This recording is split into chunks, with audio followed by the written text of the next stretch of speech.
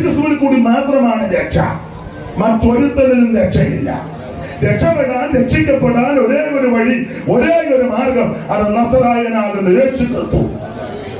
ഒന്നുകൂടെ തെളിച്ചു പറയാം, കർമ്മമാർഗം കൊണ്ടോ പുണ്യപ്രവൃത്തി കൊണ്ടോ ദാനധർമ്മം കൊണ്ടോ നേർച്ച കാഴ്ച കൊണ്ടൊന്നും രക്ഷപ്പെടുകയല്ല.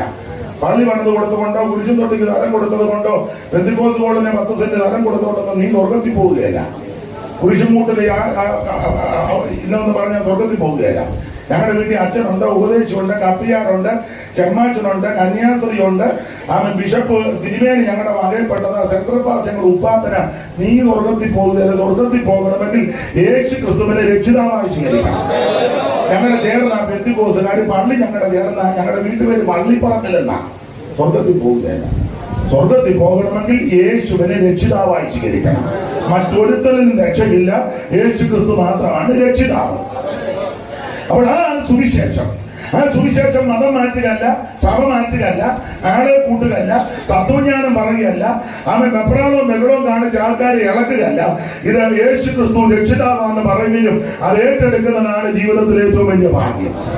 അതിനെ ഈ ശുശ്രൂഷ വീണ്ടും ഇടയാക്കട്ടെന്ന് ഞാൻ പ്രാർത്ഥിക്കുന്നു. അപ്പോൾ 4 സുവിശേഷ പുസ്തകം. ഈ സുവിശേഷത്താൽ ആകൃതരായി വന്ന ദൈവദാസന്മാർ, അപ്പോസ്തലന്മാർ, അവരുടെ പ്രവർത്തനങ്ങളാണ് അപ്പോസ്തല പ്രവർത്തികൾ എന്ന് പറയുന്ന പുസ്തകം. അതിന് വേദപണ്ഡിതാക്കള് പഠിക്കാനുള്ള സൗകര്യത്തിന് പരിശുദ്ധാത്മ പ്രവൃത്തികൾ എന്നൊക്കെ സാധാരണ പഠിപ്പിക്കാറുണ്ട്. എന്തായാലും ഉള്ള 10-28 അധ്യായത്തിൽ ആ കാര്യങ്ങൾ രേഖപ്പെടുത്തിയിരിക്കുക. സഭ ആരംഭിച്ചു, അനേക ഇടങ്ങളിൽ സഭ ആരംഭിച്ചു, അനേകര് കൃപകൾ വന്നു, വിശ്വസിച്ചവരുടെ കൂട്ടം വലുതായി. ഇങ്ങനെ നിരവധി സഭകളെ അനേക ഇടങ്ങളിൽ ഉടലെടുത്തു. ഈ സഭകളെല്ലാം കർത്താവിന്റെ വരവിൽ കൈവിടപ്പെടാതെ എടുക്കപ്പെടണം, ചേർത്തുകൊള്ളണം. അതിനവരെ കറതീർന്ന ഉപദേശം പറഞ്ഞ് അവരെ നിലനിർത്തണം.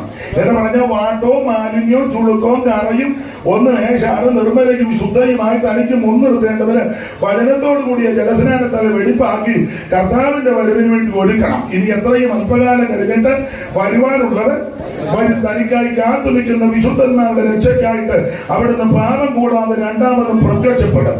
ആ പ്രത്യക്ഷതയിൽ ഇന്ന് രാത്രി ഇവിടെ കൂടപ്പെട്ടവരും കേൾക്കുന്നവരാരും കൈവിടപ്പെട്ടു പോകരുത്. എല്ലാവരും യേശുവിന്റെ വരവിൽ എടുക്കപ്പെടണം.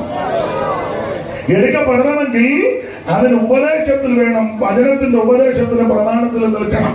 ശക്തമായ വേർപാടുപദേശം പറയണം. അതിനാണ് ലേഖനങ്ങളെല്ലാം എഴുതിയിരിക്കുന്നത്. നമുക്കറിയാം 21 ലേഖനങ്ങൾ, റോമാലേഖനം മുതൽ യൂദരുടെ ലേഖനം വരെ 21 ലേഖനം. ഇതില് സിദ്ധഭാഗ ലേഖനങ്ങളും എഴുതിയത് നമുക്കറിയാം പൗലോസിനാൽ എഴുതപ്പെട്ട ലേഖനം.